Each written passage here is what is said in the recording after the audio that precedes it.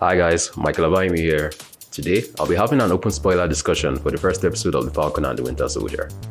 Out of all the MCU shows that have been announced, The Falcon and the Winter Soldier is the one I've been looking forward to the most.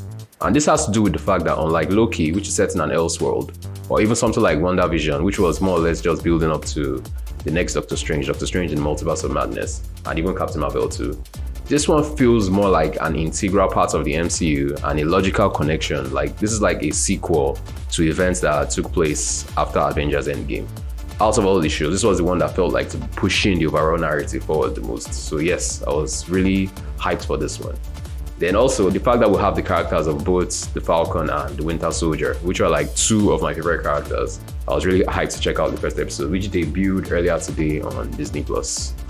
And right off the bat, the episode opens with a high-stakes chase between the Falcon and a terrorist group over the skies of Tunisia. And just looking at it, I was actually amazed by the level of the special effects, which managed to match the same level of effects we usually get in the shows.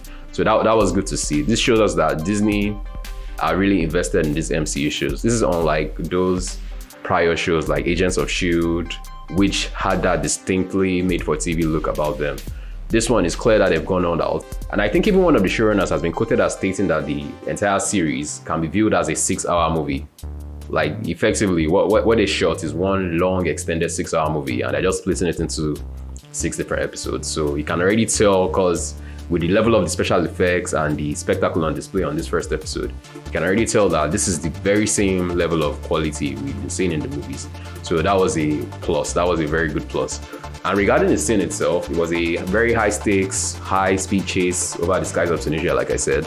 And you could already tell from the vibe that we're getting that this is going to be more of like a spy thriller. We have that like international spy thriller vibe with Falcon going around the world, like dealing with all these terrorist threats and everything. So, but on the flip side of that, on the flip side of all the like high stakes, like high speed chases and everything, we also got to see a side of both characters that we hadn't seen in the regular MCU movies.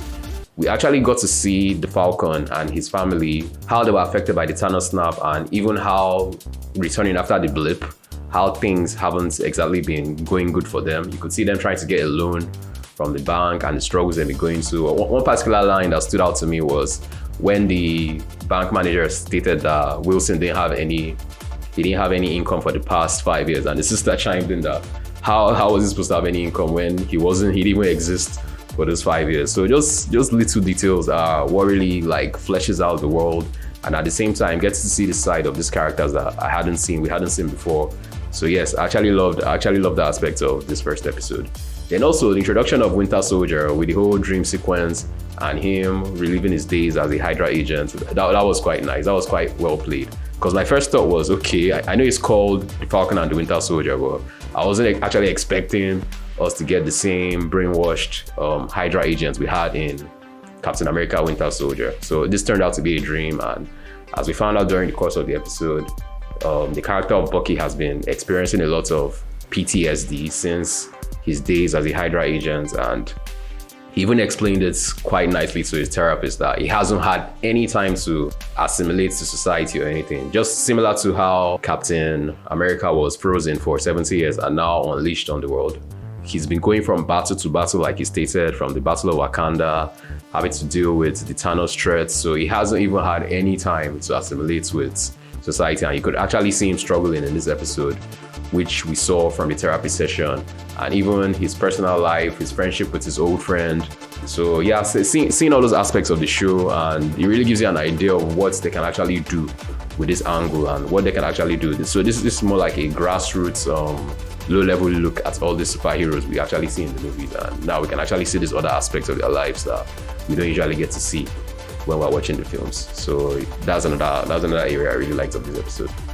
Then going back to Wilson for a second, I loved the fact that they showed like a memorial service for Steve Rogers, aka Captain America, and you could actually see it was a very heartfelt eulogy that he gave, like how impactful Steve Rogers had been as Captain America. And the fact that the symbol of Captain America being a shield didn't just mean that anybody can take up the mantle. It was more about the man behind the shield, the deeds of the man behind the shield, and he really stressed that in his speech that he gave.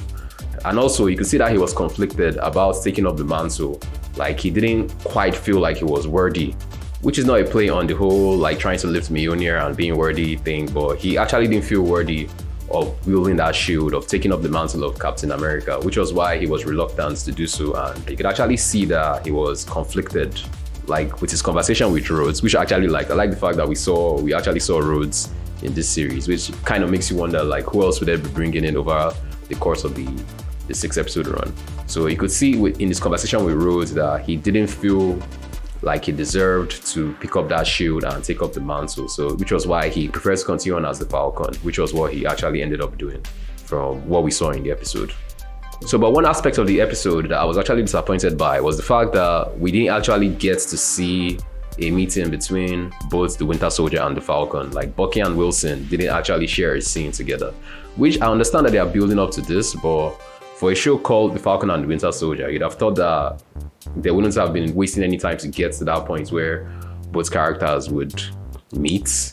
Because from all the trailers and everything we've been seeing about the show so far, it was more about the interaction between both characters. And considering that we only have 6 episodes of the show to go by, like, I'm wondering how long will it take for them to meet. So I would like to imagine that by the end of the 2nd episode at the latest, that both characters would have gotten to meet. I'd have preferred if they had actually gotten to meet in this episode, is what I'm trying to say. So that's one area that I would consider a negative for this particular episode.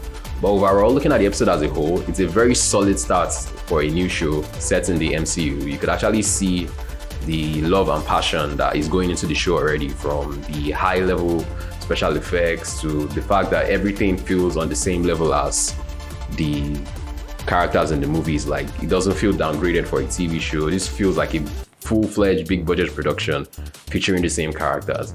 And already, since we are already starting to see characters like Rhodes make an appearance, it really opens the doors for even more characters across the MCU to also make an appearance. So overall, I would say I really enjoyed the episode, and it's actually a very good starting point, and I can see it's only getting better from this point onwards. So of course, there'll be people wondering how does it compare with WandaVision. So I wouldn't really go out and try and compare the two shows, because they're actually two very different kinds of shows. And also, this is just the first episode. It's a bit too early to call, which is kind of why I liked what Disney did with WandaVision, releasing the first 2 episodes at once. That gave everybody a better chance of seeing what they were trying to do with the whole sitcom angle. So imagine if it was just the first episode that we only got to see and everybody was like left puzzled at the end of the episode. That's kind of how we feel now. So, but unlike that show, this particular show only has 6 episodes to go by. So releasing the first 2 episodes at once would have meant that we only have 4 episodes to look forward to afterwards. So I think we'll give them the benefits of the doubt, and we'll see how it goes with the current weekly format and how the remaining 5 episodes shape up. So, but overall, I'll give this first episode of the show a 7 out of 10, which, funny enough, that was the same rating I gave to the first episode of WandaVision. So I also recently reviewed the highly anticipated Justice League Snyder Cuts. So if you haven't checked out that review, be sure to do so. I'll have a card up for that right here or right there. I'm not sure where it's going to appear, but somewhere on the screen anyway. So be sure to check out that particular review as well. And until the next review, this is Michael signing off.